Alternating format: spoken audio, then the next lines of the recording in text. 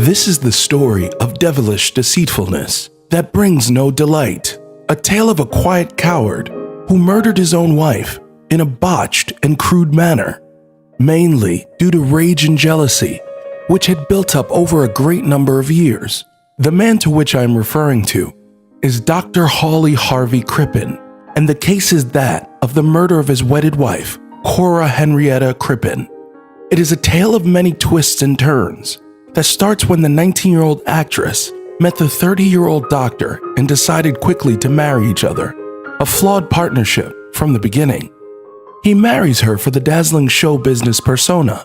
She marries him for the promised riches that the title of doctor entailed. This flawed relationship turned into a life of debauchery and infidelity on the part of Mrs. Cora Crippen. This is due to the ire and jealousy of the good doctor. Initially, he had tried to save the relationship, but gave up and came to the seduction of his private secretary, to whom he impregnated, setting up the chain of events that would become one of the most fascinating homicides in the entirety of British history. The strict Protestant Crippen was unwilling to go through the shame of having fathered a baby out of wedlock. Therefore, Crippen decided to take drastic measures.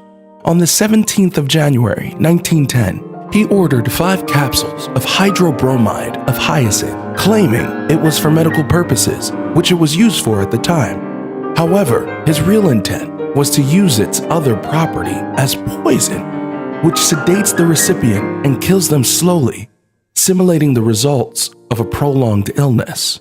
The next part is all a hypothesis, as the doctor denied any involvement till his dying breath. But it's thought that poison had the opposite effect on Cora, making her overly energetic and angry at her husband's slight. Dr. Hawley remedied this situation quickly by shooting his dear wife. This put his premeditated plans in a right mess.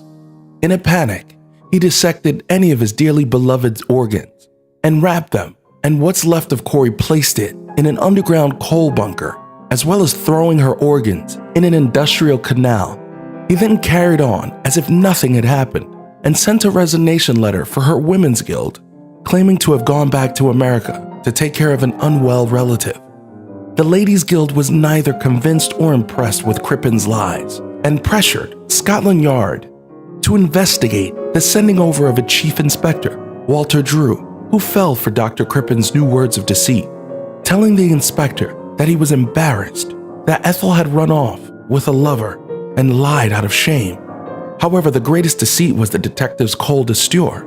As though he believed Crippen, Crippen presumed the worst and immediately made plans to flee to Belgium. This was revealed to Inspector Drew a week later, when he came to apologize for the intrusion earlier on in the week, only to be told by the maid of Crippen's great escape. The inspector immediately got a warrant for Crippen's and Ethel's arrest and ordered a search of the house where they found Ethel's remains. This captured the press's imagination with the tale of high-class deceit, forcing Crippen to look further afield, buying tickets for the ship Montrose under false identities as his son. However, the close relations of the couples drew the attention of the captain, who first noticed the so-called boy's feminine features and then their resemblance to the suspect in the paper. Telegramming Scotland Yard, they sent Inspector Drew on the Laurentian, whose superior speed allowed the inspector to reach Canada before Crippen, boarding the Montrose before Crippen, arresting him on board, and debarking the boat to much fanfare from the press and the public, making Crippen the first criminal caught using wireless communication.